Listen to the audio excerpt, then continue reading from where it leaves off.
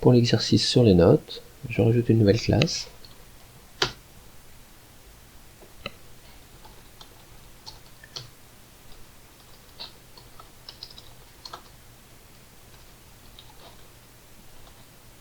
Le constructeur,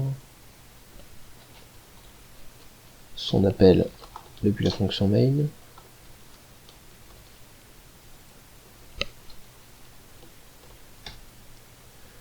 ces notes vont être insérées dans un tableau de taille 20, elles peuvent être à virgule, donc c'est un tableau de double.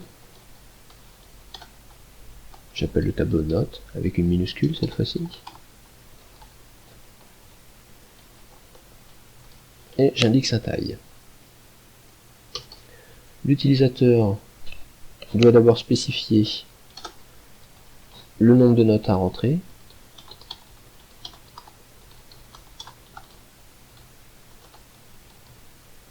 Je récupère son choix à l'aide d'un scanner.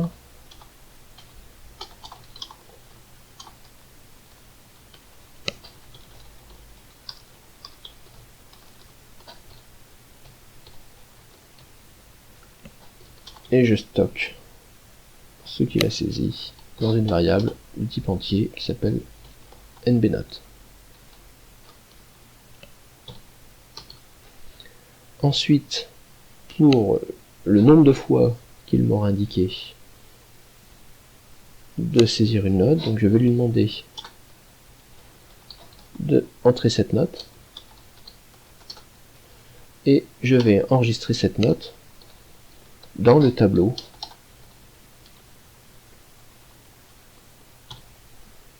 note. Alors je vais le faire autant de fois qu'il m'a spécifié à la question précédente. Ça c'est une boucle for, j'appelle l'indice de boucle i, je commence à 0 et je boucle tant que je suis plus petit que le nombre de notes demandées. À chaque tour de boucle, j'incrémente de 1. Je vais donc pouvoir terminer ici le programme. Je vais indiquer à l'utilisateur l'index de la note qu'il est en train de saisir, et cette note, je la stocke dans le tableau à l'élément qui a l'index qui correspond au tour de boucle.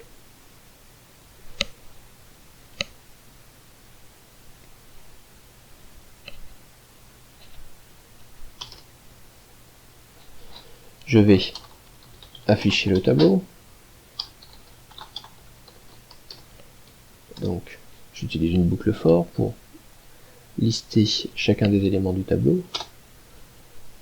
Eclipse me propose directement la bonne structure.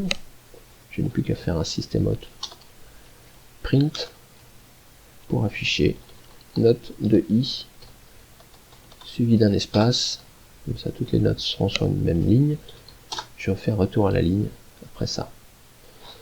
On va exécuter le programme, il y a un warning sur le scanner, je vais le fermer, j'exécute le programme, nombre de notes à entrer, je vais taper 5, et puis je vais taper les notes, 5, 6, 7, 8, 9, voilà. Alors c'est peut-être pas très intuitif pour l'utilisateur que le numéro de la note commence en 0 et finisse en 4, donc je vais, plutôt que d'afficher ici entrer la note i, je vais lui afficher i plus 1, comme ça, même si en informatique les index commencent en 0, pour l'utilisateur il aura bien ici de 1 à 5.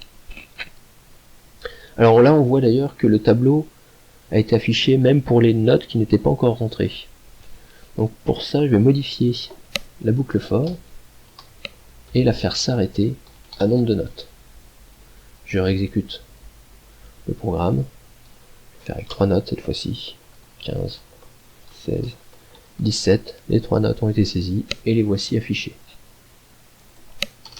Je vais calculer maintenant la moyenne des notes. Alors comme je ne sais pas combien de notes vont être saisies par l'utilisateur, il faut que j'utilise une boucle pour calculer cette moyenne en deux temps. Dans un premier temps, je fais la somme de toutes les notes qui viennent de rentrer, et après, je ferai la moyenne en divisant par le nombre de notes. Donc la somme va utiliser une nouvelle variable que j'appelle somme, je l'initialise en 0. Je vais boucler sur autant de fois qu'il y a de notes.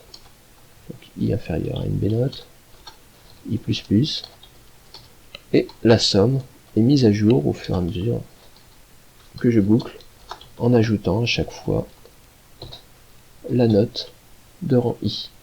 Alors cette instruction peut être écrite de manière un peu plus concise en Java en faisant somme plus égale note de i qui me donne exactement la même chose. Je vais afficher cette moyenne.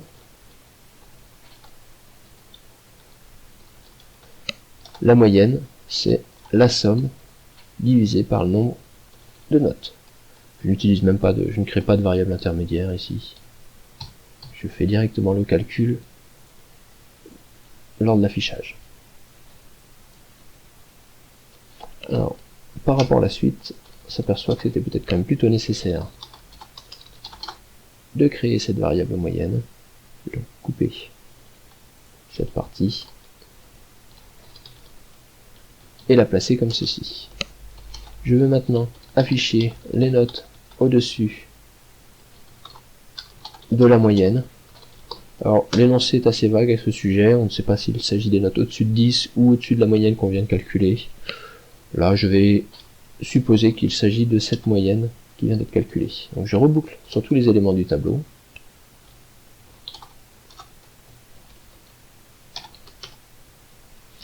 Et je vais afficher la note uniquement si elle est au-dessus de la moyenne. Donc si la note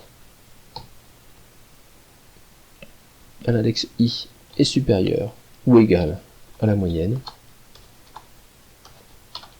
dans ce cas-là, je l'affiche.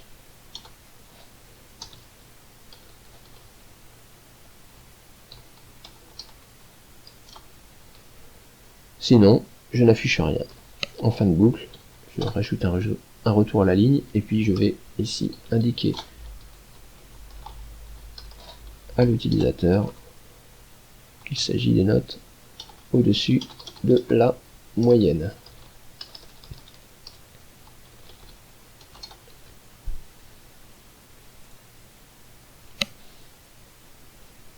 J'exécute le programme. Nombre de notes, je vais en taper 5. Première note, 10, 11, 12, 13, 14. Voici donc les 5 notes. La moyenne est de 12. Et il y a 3 notes au-dessus de la moyenne qui sont 12, 13 et 14.